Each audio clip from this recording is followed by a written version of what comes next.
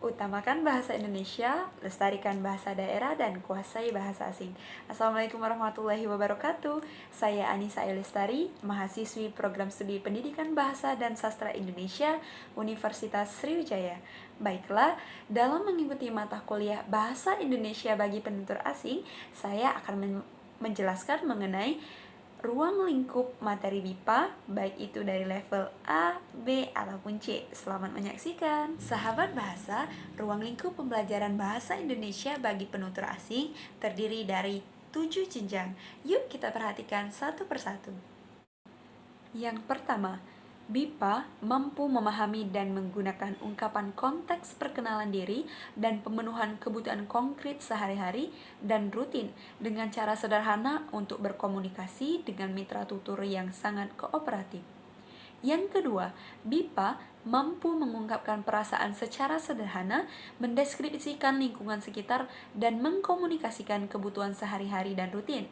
Yang ketiga, BIPA mampu mengungkapkan pengalaman, harapan, tujuan, dan rencana secara singkat dan koheren dengan disertai alasan dalam konteks kehidupan sehari-hari.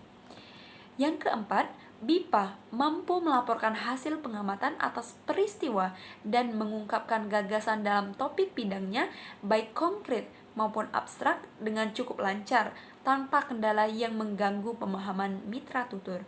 Yang kelima, BIPA mampu memahami teks yang panjang dan rumit, serta mampu mengungkapkan gagasan dengan sudut pandang dalam topik yang beragam secara spontan dan lancar, hampir tanpa kendala, kecuali bidang keprofesian dan akademik. Yang keenam, BIPA mampu memahami teks yang panjang, rumit, dan mengandung makna tersirat, serta mampu mengungkapkan gagasan dalam bahasa yang jelas, terstruktur, sistematis, terperinci, secara spontan dan lancar sesuai dengan situasi tutur, keperluan sosial, dan keprofesian, kecuali dalam bidang akademik yang kompleks seperti karya ilmiah.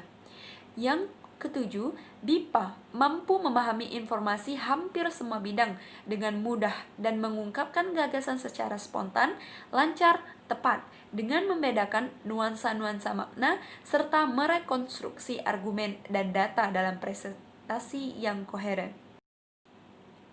Menurut Hertiki, pada tahun 2017, pengajar BIPA menggunakan buku terbitan Pusat Pengembangan Strategi dan Diplomasi Kebahasaan dengan judul Buku Sahabatku Indonesia yang terdiri dari 6 level pembelajaran BIPA, yakni tingkat dasar yang terdiri dari level A1 dan A2, tingkat menengah yang terdiri dari level B1 dan B2, dan tingkat lanjut yang terdiri dari level C1 dan C2.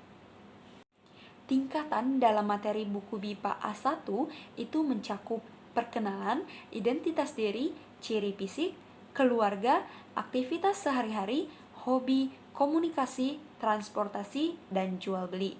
Sedangkan menurut materi buku BIPA A2 meliputi musim, pekerjaan, fasilitas umum, jual beli, hiburan, unit wisata, media komunikasi, jenjang pendidikan di Indonesia, budaya, dan teknologi.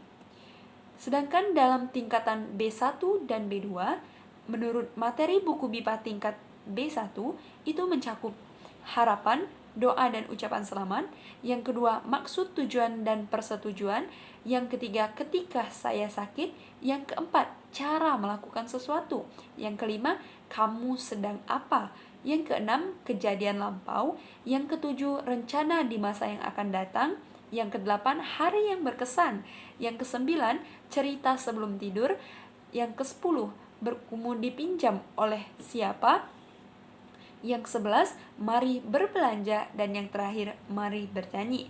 Sedangkan dalam tingkatan materi buku BIPA di tingkat B2 itu mencakup profesi, sistem pemerintahan, surat resmi, pariwisata, tempat bersejarah, bernegosiasi, media, cerita rakyat, hari besar nasional, dan tokoh nasional. Sedangkan menurut tingkatan C1 dan C2, dalam buku BIPA C1 itu mencakup proposal kegiatan, surat lamaran kerja, fenomena alam, masalah sosial, surat undangan, surat pribadi, kiat-kiat, teks ilmiah populer, dan biografi tokoh.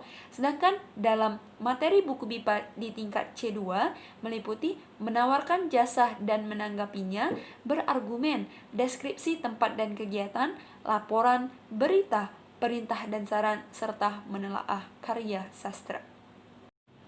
Nah, itu saja ya materi mengenai ruang lingkup IPA baik itu dari level A, B, dan C. Semoga kita semua bisa menangkap apa yang tadi disampaikan ya. Buah manggis, buah pepaya, buah markisa. Waktu habis, see ya, sampai berjumpa. Wassalamualaikum warahmatullahi wabarakatuh.